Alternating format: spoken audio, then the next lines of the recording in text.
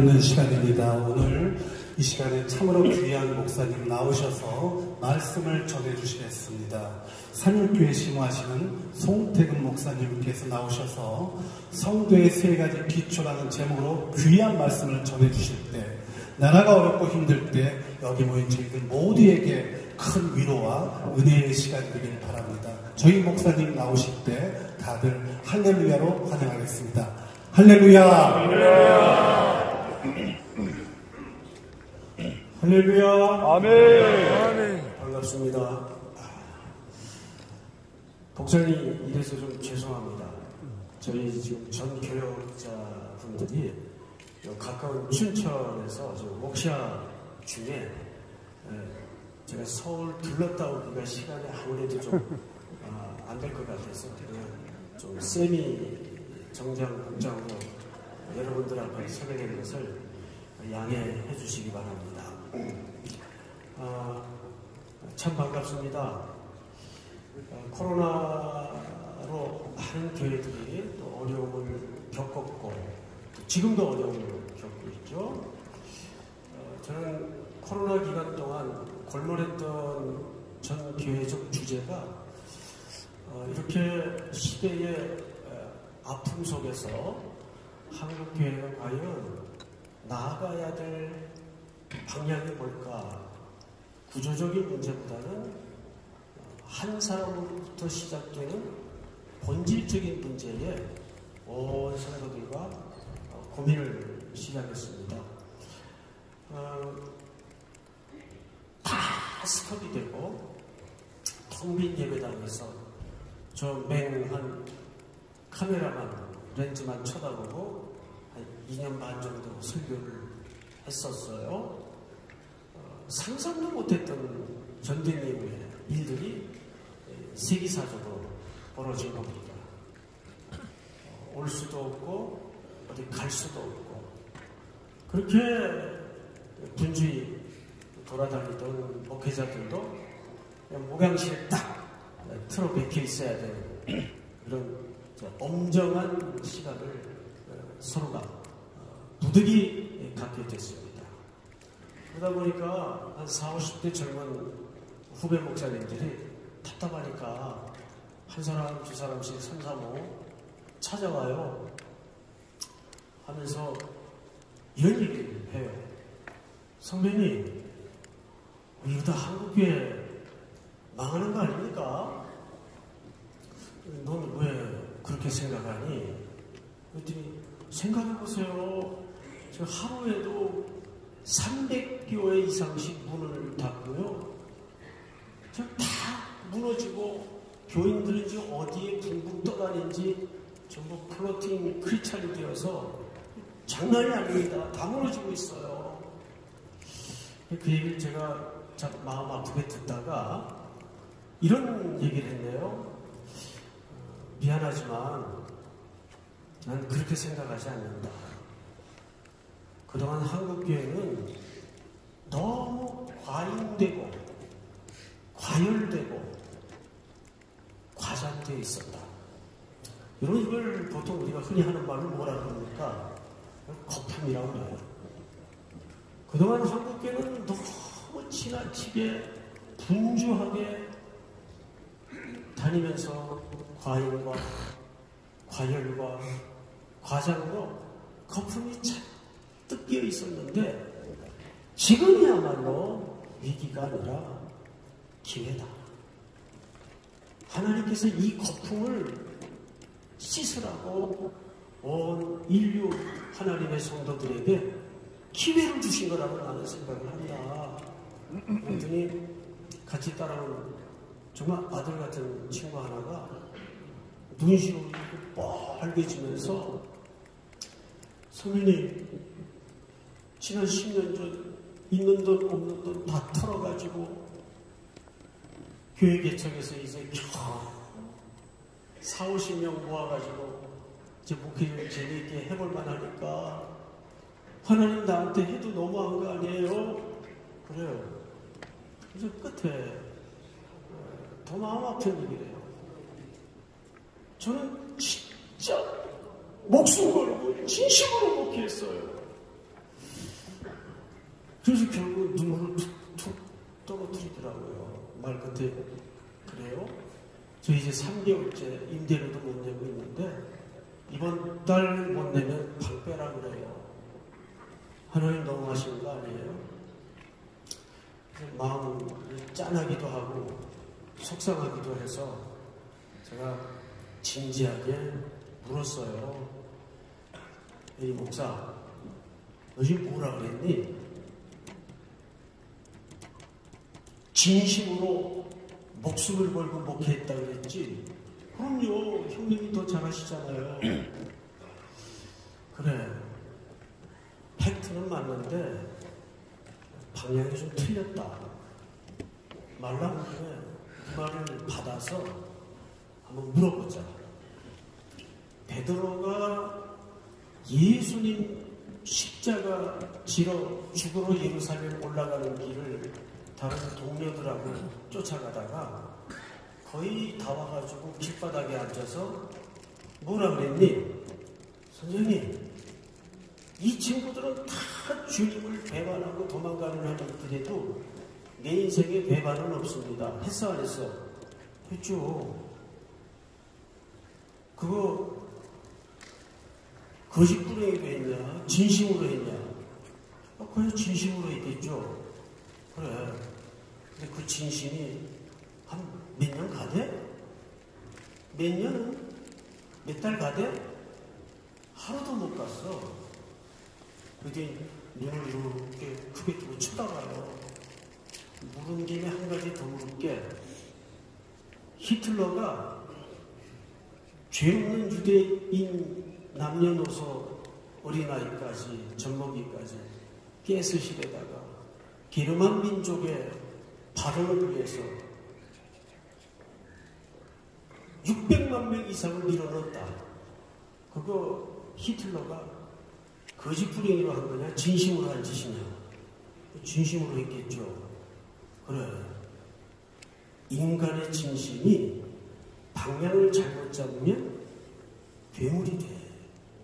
넌 목사라는 녀석이 어쩌자고 그 아침에 안개 같은 그런 알량한 진심에다가 목숨을 걸었다고 찔찔 짜고 그래. 볼상사납게. 그럼 어떤 목숨 걸어야 돼요? 진리로만! 딱 소리 들렸어요. 진리! 너는 진리의 말씀을 옳게 분별하며 부끄러울 곳이 없는 일꾼으로 인정된 자로 자신을 하나님 앞에 드리기를 힘쓰라. 목사가 진리의 목숨을 걸어야지. 아침 안개처럼 해가 돋으면 사라진 그 진심에 목숨을 걸었다고 울어? 야단을 쳐서 보냈어. 그리고 다음날 장문에 메일을 보냈어요. 제 지난 목회 10년은 제 알량한 진심과 열심에 기반했던 것 같습니다. 제가 이렇게 집회를 다녀보면요, 많은 교회는 다닌 건 아닌데 다녀보면 공통점이 하나 있어요. 교회를 시끄럽게 하는 사람들의 특징이 뭔지 아세요? 진심을 가진 사람들이에요. 그래야 안 돼요. 진심이 없는 사람들은 그냥 교회가 절로 가든 교회로 가든 관심도 없어요. 너희가 하나님께 열심은 있으나 지식을 쫓은 것이 아닙니다.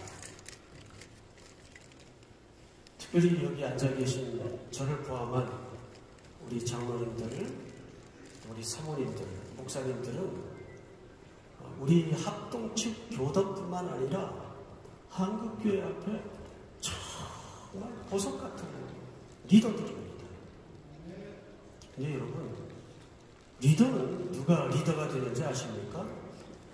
굵은 전제가 하나 있어요. 먼저 따를 줄 아는 사람이 참된 리더가 됩니다. 역설이죠. 그래서 목사든 장로님이든 리더는 따르는 리더가 돼야 돼. 누굴 따라야 될까요? 예수님. 예수님을 따라야 돼.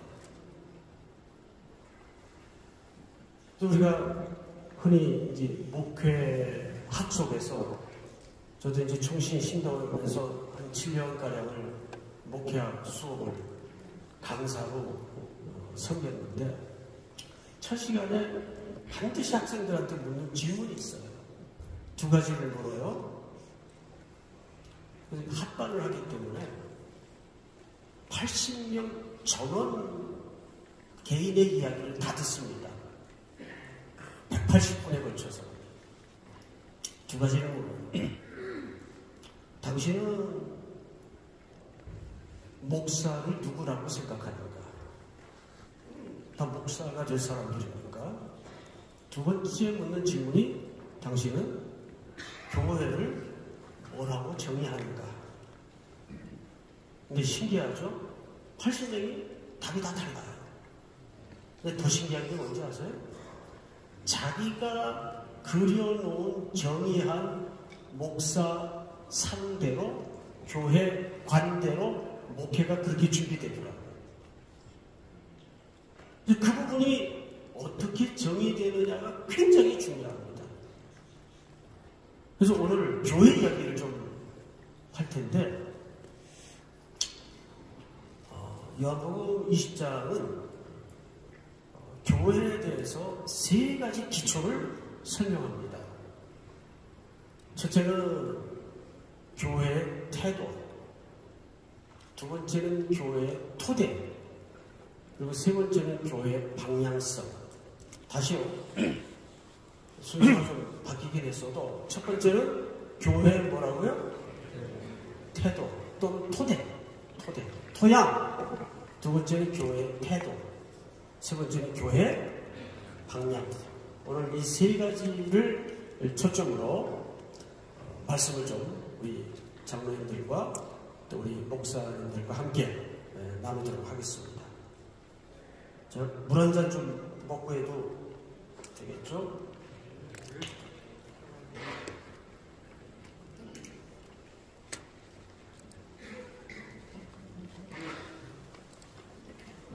토양입니다. 토양. 교회 토대죠, 토대. 여러분, 교회 토대가 뭘까요? 짧은 시간에 너무 할 얘기는 많은데 성경을 일일이 찾아서 하기에는 물리적으로 시간이 좀 부족하고 그냥 이야기로 설명을 드리겠습니다. 교회의 토대는 교회는 1서부터 100까지 은혜로만 서게 되어 있습니다. 근데 오늘 한 목회자나 한 교회 리더가 그것이 장로님일 수도 있고 제일 조심해야 할 게 교회 자기가 주인이라는 이 인식을 버려야 됩니다. 시간이 쌓아지면 어느 조직이든지 그 사람에 대해서 영향력이 생기게 돼 있어요. 시간이 가져다주는, 세월이 가져다주는 공동체에 제일 끔찍하게 간과하지 않는 두 가지가 있어요. 첫째가 교회에 사람의 영향력이 쌓이는 것을 끔찍하게 싫어하십니다. 제가 부교육자 시절에 충영교회에서 부목사 생활을 하다가 미국으로 공부를 하게 떠나게 됐어요. 그때 이제 목회자들 사이에서 회자되었던 조크가 하나 있습니다. 성부, 성자, 성령, 담임 목사님. 참 슬픈 조크죠. 이런 농담이 왜 나오게 되는가 하는 그 이면의 동기가 참 무서워요. 우리 한국 사회는 잘 아시는 것처럼 가부장적인 그리고 유교적인 문화인식 때문에 담임 목회자를 그렇게 성도들은 순수하게 이해하는 경향이 있어요. 근데 그거를 목회자가 스스로 조심해야 됩니다.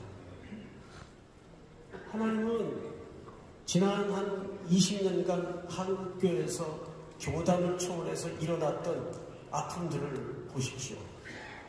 본질이 뭔지 아세요?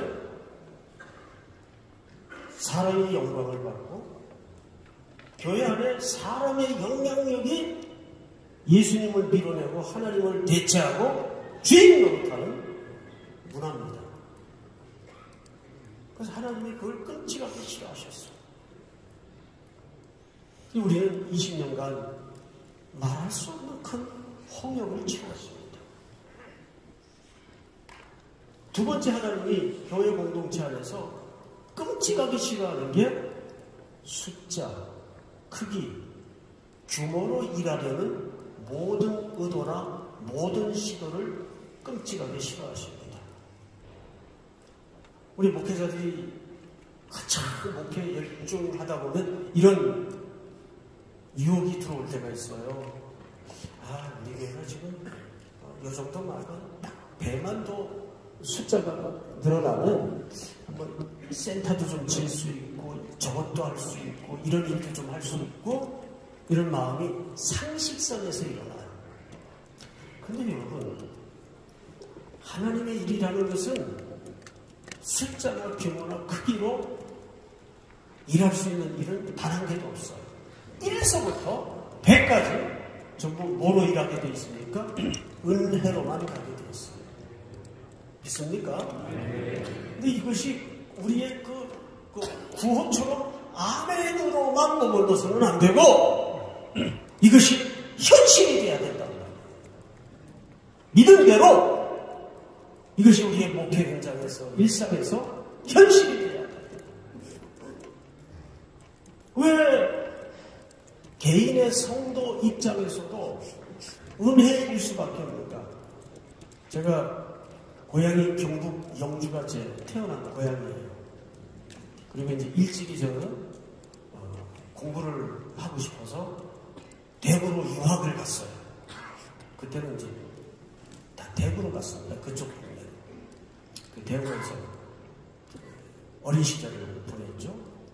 그리고 뭐 파란만장한 중고등학교 시절을 거쳐서 총신대를 입학을 했습니다. 저는 뭐 고등학교를 한 5년 다녔어요. 1학년 때 한번 자퇴하고 3학년 때 한번 또 휴학하고 공장생활 하다가 야간고등학교, 상고 야간고등학교로 복학을 해서 학교가 좀 복잡하게 돼 있습니다. 그래서 이제 좀 늦게 대학을 들어갔으니까 공부 좀 제대로 해봐야 되겠다. 학교 입학됐는데 수업 시간 사이에 쉬는 시간마다 누가 억센 경상도 사투리로 떠드는 애가 하나 있어요. 누군가 이렇게 뒤를 봤더니 은갈치색 양복을 쫙 나이트클럽 제비족처럼 빼입은 친구 하나가 시끄럽게 떠들더라고요. 근데 사투리가 얼마나 거친지. 그래서 제가 가까이 다가가가지고 야, 네 고향이 어디냐 그랬더니 대구래, 대구. 나도 대구에서 살았는데 무슨 동? 동인동이래요, 동인동. 나도 동인동인데 혹시 동인초등학교? 그러니까 맞대요. 그러니까 저하고 동창을 만난 거예요. 그때는 아시겠지만 애들이 하도 많아가지고 오전반, 오후반 있었어요, 학교에. 그렇게 많았어요. 그러니까 한반일이 사실 잘 몰라요. 한반에 뭐 90명씩 이고 들어앉아서 공부를 했으니까. 이제 그때부터 이 친구하고 이제 평생 자연스럽게 지기가 됐죠. 대학 4년, 신대원 3년, 유학도 비슷한 시기에 또 귀국도 비슷하게 하고 이민교회도 비슷한 시기에 미국에서 같이 하고 이렇게 이제 마치 쌍둥이처럼 목회 이력이 거의 비슷하게 걸어왔습니다. 60이 되던 어느 날 전화가 왔어요, 아침에. 태근아, 오늘 뭐 점심 약속 있냐? 없는데. 밥이나 그냥 한 끼 먹자. 무슨 날이냐? 그랬더니 아니, 그냥 니랑 식사를 하고 싶어서. 아무 생각 없이 나갔어요. 좋은 음식점에 자리를 잡았더라고요. 밥을 잘 먹고 자리를 옮겨서 차를 마시는데, 야, 사실 오늘 내 회관 날이다 그래요. 야, 뭐 그러면 얘기 좀 하지.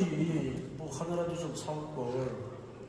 아니, 오늘은 내 지난 60평생을 내 가장 친한 친구인 니하고 조촐하게 그냥 밥 한 끼 먹고 싶어서 아무한테도 연락 안 하고 그냥 전화한 거다. 그러면서 말 끝에 이런 얘기를 하더라고요. 근데 말이지, 내가 오늘 니한테 고백할 게 하나 있다고. 뭐 새삼스럽게 무슨 고백을 하냐? 야, 내 지난 인생을 너보다 잘하는 친구는 없다고? 하긴 그렇지. 이 친구는 위임식만 7번에 개척을 3번 했어. 자, 그러면 목사님들, 이 친구의 목회 여정이 순탄했겠습니까? 파란만장했겠습니까? 위임식 7번, 제주예요. 웬만한 능력자 아니면 위임식 7번씩 못합니다. 그러니까 교회를 10번 온 거예요. 그래서 제가 내가 잘 알지. 그랬더니 빙긋이 웃으면서 내가 너한테 고백할 게 뭐냐 하면, 내 지난 목회의 여정을 돌아보니까 희한하게 내가 손댄 건 다 망했다고 그래요. 그래, 그건 내가 알지. 다 망했지. 얘 망하는 전문이에요. 근데 여러분, 잘못해서 망하는 경우도 있지만 너무 잘해서 망하는 경우도 있는 거 아세요? 어떤 스타일인가 하면 10년 미리 가요. 그러니까 오늘이 힘들겠습니까? 순탄하겠습니까? 순탄하지 못하죠.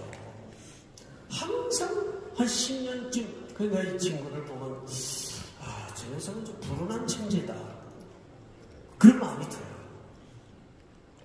얼마나 패션 감각이고 이 시대를 내다보는 눈이라든지 예측이 뛰어난지 오늘이 힘든 거예요, 지금.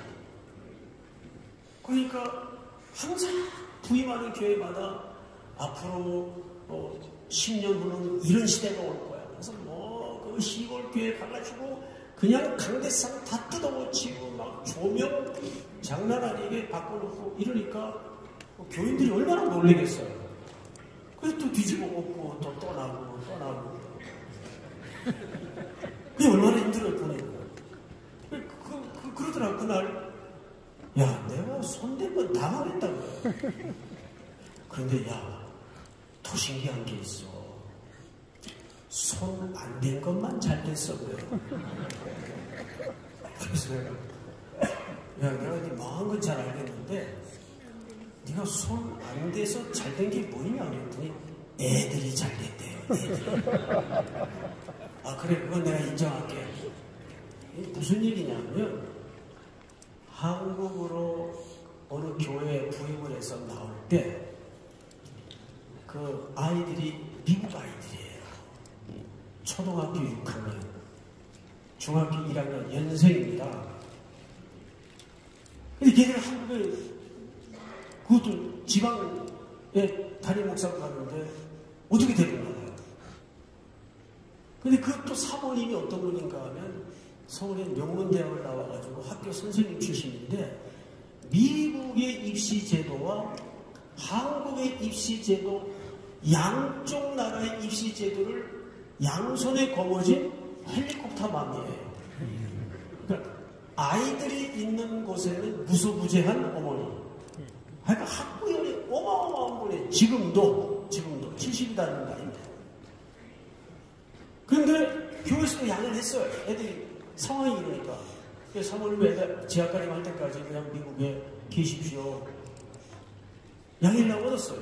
그런데 남편 부임을 하면서 그 천둥 벌수이 같은 어린애 둘을 갖다가 모습의 둘을 원룸 하나 얻어서 던져놓고 마치 그 모세 어머니가 나일강에 태바에 담아서 모세를 던졌듯이 던져놓고 남편을 따라 나오는 거예요. 왜 그랬을까요? 불안하니까. 신랑이 불안하니까. 저는 또 나가서 어떻게 또 뭐 뒤집어 엎지 않나. 그러니까 애들보다 신랑이 더 믿음질 못하는 거예요. 그러니까 이놈들은 원룸에서 아침마다 카톡으로 엄마한테 태평양을 사이에 두고 문자를 보내고 기도 제목을 보내고 이래가지고 애들이 컸어요. 그러니까 그러더라고요. 그 아이들에 대해서는 아무것도 할 게 없었고 할 수가 없었대. 오직 하나님께 맡기는 방법에 도리가 없어요. 그런데 그 아이들이 그 후에 바이든 정부 때 백악관에 들어가서 바이든의 연설문을 그 제3세계 국가 인종에게 안 맡기는 분인데 내가 타고나게 변호사 시험에 합격을 해가지고 그 직책으로 들어간 거예요. 그리고 또 작은 녀석은 이 뇌외과 의사 그 서전이 돼가지고 지금 샌디에고 쪽에서 근무를 하고 있어요. 세상적으로만 잘 돼서 이런 얘기를 하는 게 아니라 그 친구 60대던 해에 저한테 했던 그 고백이 10년이 지났는데도 오래 남아요. 야, 내 인생을 돌아보니까 내가 손댄 건 다 망했고 손 안 댄 것만 잘 됐다. 어쩌면 우리 기독교의 신비는 여기 있다고 저는 봅니다. 이제 고난주간이 다가오죠. 예수님이 겟세마네 동산에서 죽음의 승자를 앞두고 이런 말씀이 있어요. 누가복음에 보면 힘쓰고 애쓰고 기도하여 그 기도하더니 피와 땀이 쏟아졌다고 그랬어요. 피땀이 쏟아졌다고 그랬어요. 여러분 그 본문을 깊이 원문을 들여다보면 이게 무슨 뜻인지 아십니까? 검투사의 고뇌라는 뜻이에요. 검투사의 고뇌. 검투사가 경기장에 들어가기 전에 당연히 담력도 있어야 되고 검술이 가는 스킬도 있어야 되지만 검투사의 고뇌 중에 제일 치열한 고뇌가 뭔지 아세요? 결단을 유보하는 용기입니다. 결단을 유보하는 용기. 그러니까 예수님은 겟세마네 동산에서 자기 앞에 마셔질 그 독배를 앞에 두고 아버지, 헐수만 있다면 이 잔을 내게서 지나가게 하여 주시옵소서. 그러나 내 원대로 마옵시고 아버지의 뜻이 이루어지기를 원하나이다. 이걸 우리가 수용성이라고 해요. 수용성. 신앙은 우리가 액티비티하게 뭔가 인간의 열기를 뿜고 인간의 의지를 발호해서 뭔가를 하는 것보다도 하나님의 뜻을 엎드려서 가만히 기다리는 가운데 그분의 뜻을 마주할 줄 아는 태도입니다. 그래서 누군가 그렇게 믿음을 정의했더라고요. 믿음이라는 것은 뭐냐? 하나님과 마주 앉는 태도이다. 믿음이라는 것은 하나님과 뭐 하는 태도라고요? 마주 앉는 태도이다. 무슨 해결 방법이 있어서 마주 앉는 게 아니에요. 그냥 막막한 마음으로 때로는 아버지, 이거 어떻게 해요? 아버지, 나 어떻게 하면 좋아요? 내게 답이 없어요. 그리고 베드로가 물 위를 잘 걸어가다가 어느 지점에서 빠져들어갔어요. 그때 바람이 불어서 빠진 게 아니에요. 본문을 보면 바람을 보고 그랬어요. 바람이 불므로가 아니에요. 그 말은 물 위를 걸어가고 있었을 때에도 바람이 여전히 불고 있었고 잘 걸어가고 있었다는 얘기예요. 그런데 어느 지점에 주님이 오라 하시는 명령보다 바람이라는 상황이 자기 전인격을 덮어 씌우기 시작한 겁니다. 그때 두려움이 와요. 빠져들어갔어. 베드로가 물에 빠져들어갈 때 여러분 외마디 비명같이 질렀던 소리가 뭔지 아세요? 따라서 합니다. 주여 나를 구원하소서.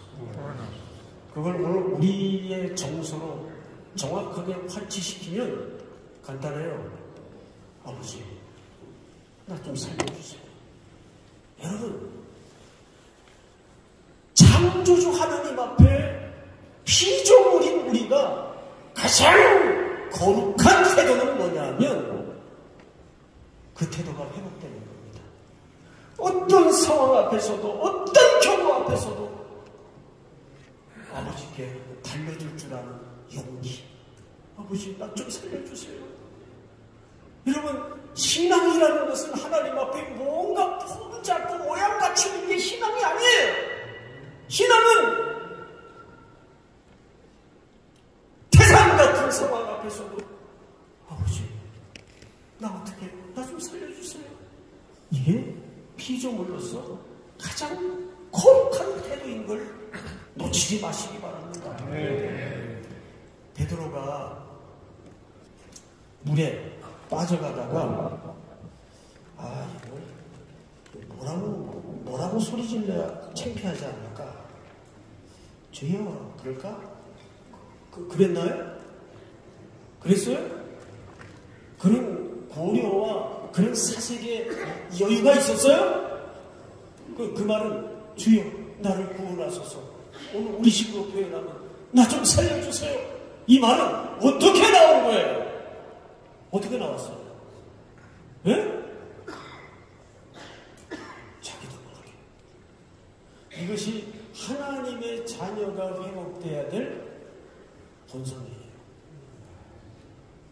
이게 부흥의 시작이에요. 저는 한국교회의 답은 여기 있다고 믿습니다.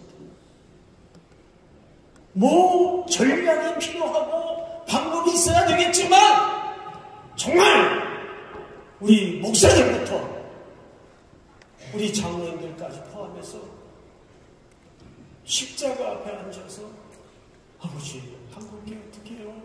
이 한국교회 좀 살려주세요. 이 본성이 회복되는 것이 진짜 거룩입니다. 믿습니까 여러분?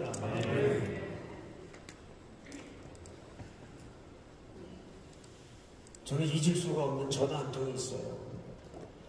미국에 도착을 했는데 어떻게 토플이 안 돼가지고 ESL 과정을 먼저 들어갔어요. 갑자기 토플을 하려니까 뭐 토플 공부해보신 분들 아시겠지만 경주가 나옵니까 금방?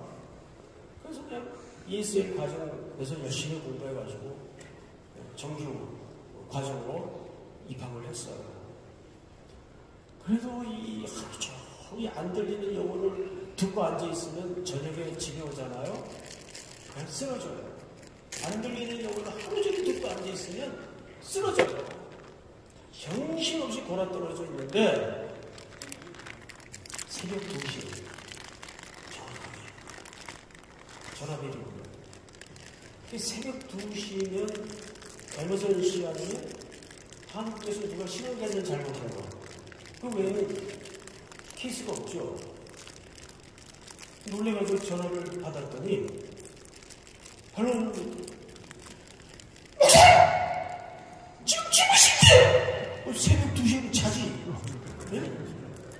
황당하기도 하고 어이가 없어서 누구세요?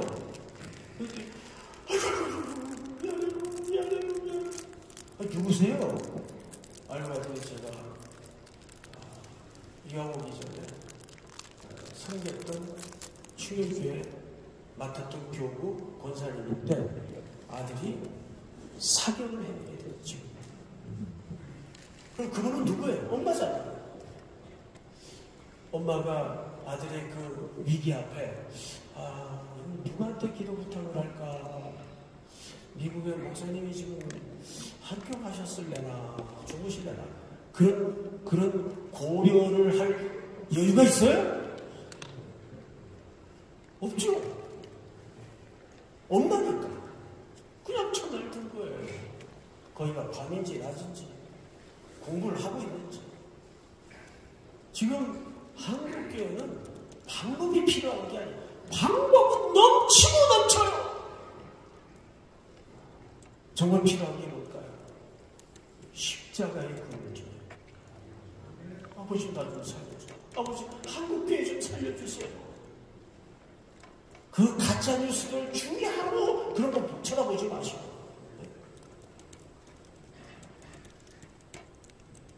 그래서 교회의 첫 번째 토대는 십자가의 은혜예요. 십자가의 은혜.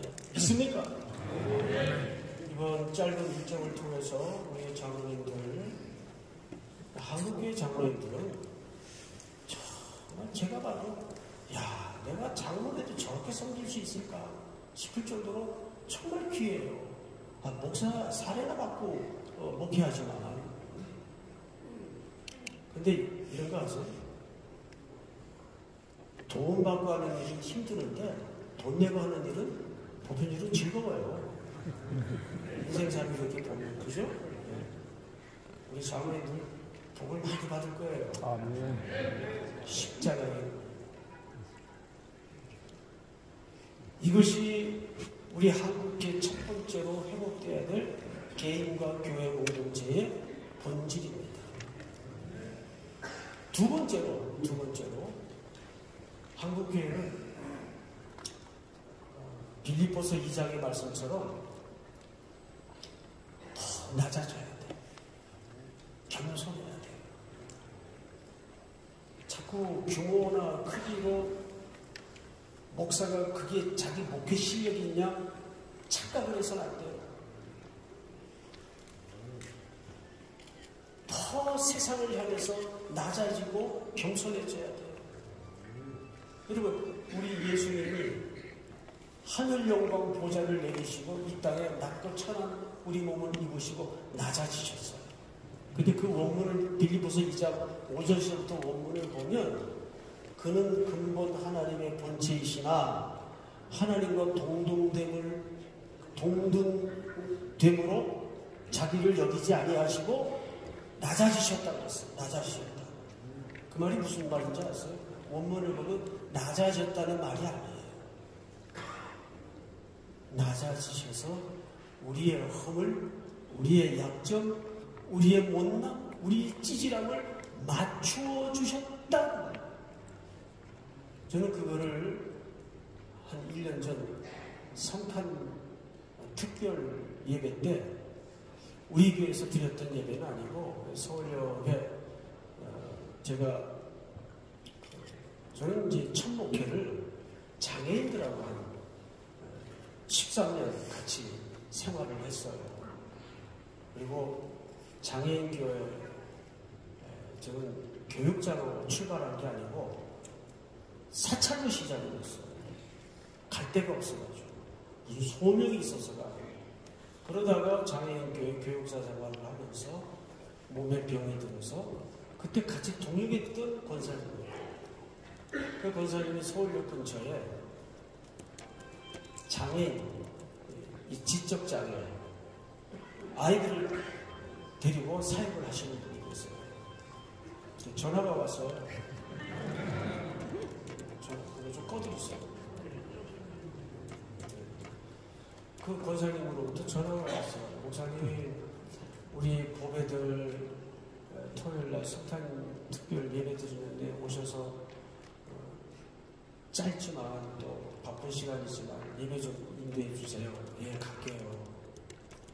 한 15분이면 된대요.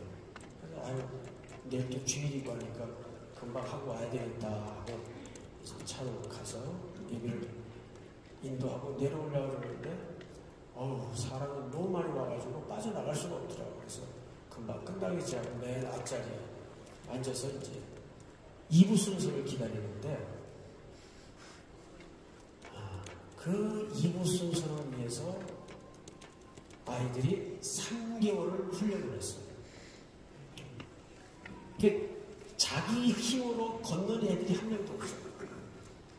그러니까 선생님 양쪽에서 붙들어가지고 애 하나 올려놓는데 보통 3분씩 걸려요. 그래서 애들을 한 줄로 세우는 데는 거의 30분이 지났어요. 그리고 선생님들이 이제 올라오셔서 아이들 사이사이에서 그러니까 걸음도 삐뚤거리고 막 괴성에 그 쟤들을 데리고 도대체 무슨 특별 순서를 하나 앞에서 유심히 쳐다봤는데 나는 선생님들은 제 목소리 제 걸음으로 할 줄 알았어요. 그랬더니 3개월 훈련시키신 선생님들 전문가들이 아이들 사이사이에 서가지고 똑같이 느릿한 삐뚤빼뚤한 걸음으로 그 비명소리에 가까운 괴성을 내가면서 아이들 똑같이 맞춰주는 거예요. 저는 그 모습을 보면서 예수님이 인카네이션 하셨다는 말의 의미가 뭔지를 배웠어요. 아, 그렇구나. 그래서 여기 인간 대 인간 아니에요. 하나님이신 예수님이 이 땅의 죄인의 거죽을 입고 내려오셔서 우리의 눈물과 우리의 못남과 우리의 부족함을 일일이 다 기다려주시고 곁에 앉아주시고 맞춰주시고 그러니까 낮아지셨다는 말은 그냥 예수님이 겸손하셔서 낮아졌다는 말이 아니라 일일이 우리의 슬픔과 아픔을 맞춰주셨다는 얘기예요. 이걸 누구 보고 하라는 거예요? 교회를 통해서 세상을 향하여 이 일을 하라는 거예요. 보통 우리가 교회를 통해서 어느새 한국 사회 앞에 교회는 서서히 갑이 되어 있었어요. 저희 교회에서 금기어가 하나 있어. 금기어. 돕는다는 말을 쓰지 말자. 쥐뿔도 우리끼리 있어야 돕죠. 그럼 뭐라 그래요, 목사님? 돕는다는 말은 하나님만이 쓰실 수 있는 표현이다. 나눈다, 함께한다. 이 표현을 쓰자. 아멘입니까? 아멘. 여러분, 우리 끼 없잖아요. 내 끼 없잖아요. 생명까지도 받았는데 뭘 우리가 도와줘요? 근데 언어라는 게 굉장히 중요해요. 언어 안에는 뭐가 담아지죠? 가치가 담아지죠. 아마 어제 짤 신문으로 우리 3일교회 담임 목사 청빙 공고가 났을 거예요. 다 보셨죠? 관심이 없나 봐요. 났어요. 찾아봤어요. 제가 우리 교회 성도들한테 5가지를 약속했어요. 미국에 작년 가을에 좀 안식월을 떠나면서 영상으로 만들어가지고 5가지를 약속했어요. 후임, 후계자라는 말을 쓰지 말자. 이미 인간적인 냄새가 전제된 표현이에요. 그렇죠? 그럼 뭐라 그래요, 목사님? 장로님들이 물어요.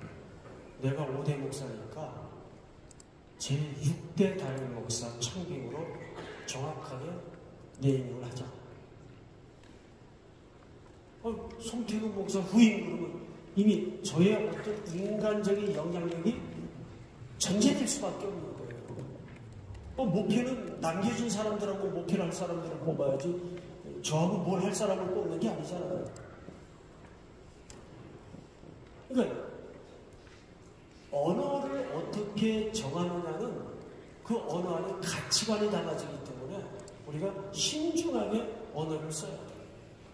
그러니까 청년들이 재정과 물질을 어마어마하게 준비해서 온 세계를 연예인 한 7천 명이 1년에 넘다를 저도 청년들하고 똑같이 성교지를 매번 갑니다. 그 자꾸 이게 도와주다 보니까 돕는다 하다 보니까 어느새 말투나 태도 자체가 자기들도 모르게 갑이 돼 있더라고요. 도움받는 사람은 우리 돼 있고. 아니에요.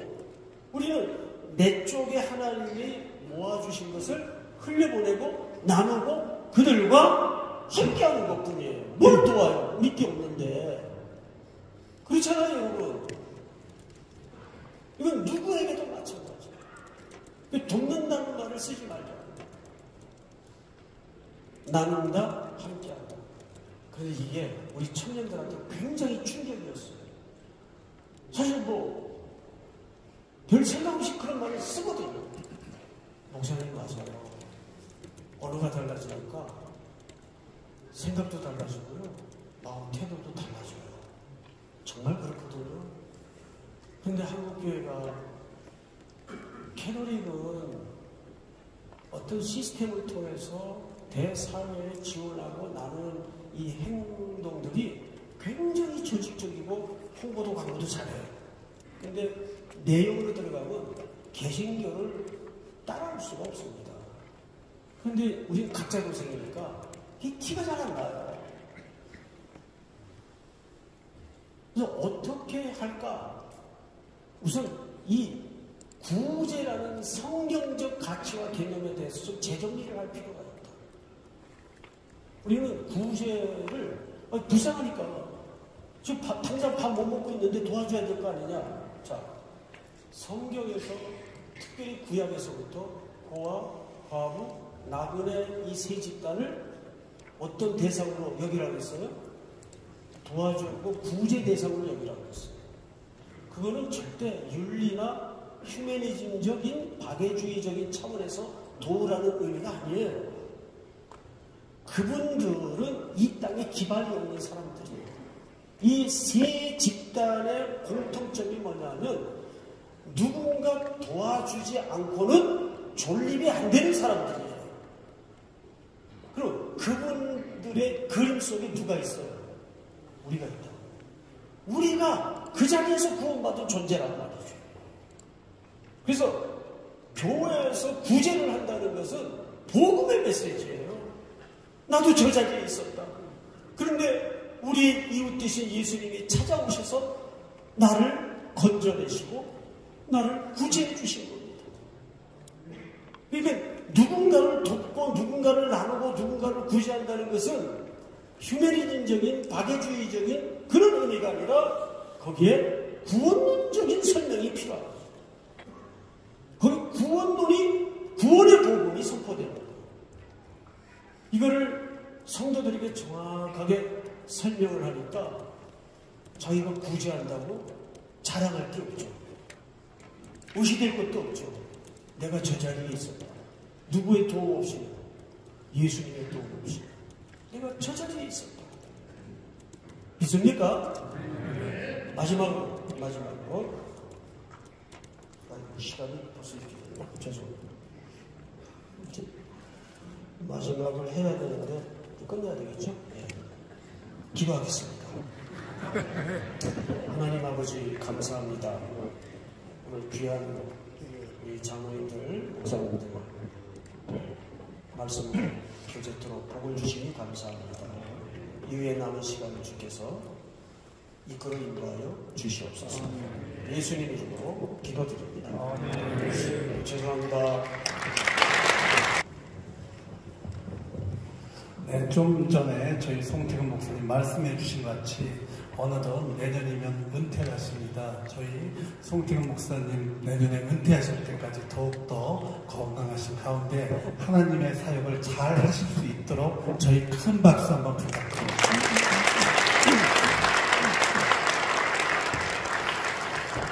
네, 이제 이창원 장님 나오셔서 광고해 주시고 송태근 목사님 축도해 주심으로 전도 훈련대 및 나라와 민족을 위한 기도의 특강 두 번째 시간을 모두 마치도록 하겠습니다.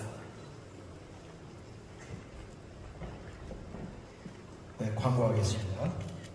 순서를 맡아주신 모든 분들께 감사를 드립니다. 그리고 성도의 세 가지 기초라는 제목으로 특강해 주신 삼일교회 송태근 목사님께 진심으로 감사를 드립니다. 축도 후에 시간이 없으니까 순서대로 빨리 기념 촬영해 주시고 또 기념 촬영 후에 수도노회 장로님들 함께 촬영하도록 하겠습니다. 다음 순서는 그 제3특강입니다.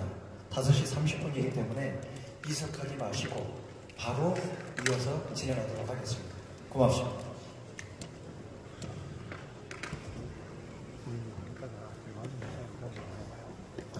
지금은 우리 구주 예수 그리스도의 은혜가 아버지의 사랑과 성령님의 교통하심을 머리 숙여 경배하는 귀한 주의 종들 섬기는 교회와 가정 위에 일터 위에 영원토록 함께 있을지어다. 아멘.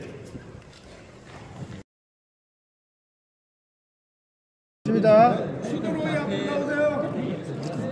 앞에 좀 찍고서 뒤에 찍겠습니다. 예. 자, 다시 한번요. 하나, 둘.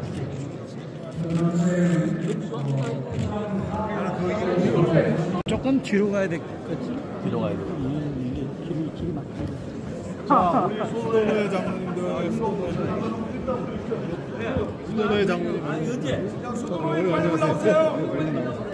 자, 수도로에 그걸 또 피어 또. 거기 올라가세요. 김병복 장로님 올라가세요. 그러면은 자, 하나 둘 셋 하면 같이 봐요. 네. 화이팅! 하나 둘. 잠시만요. 저기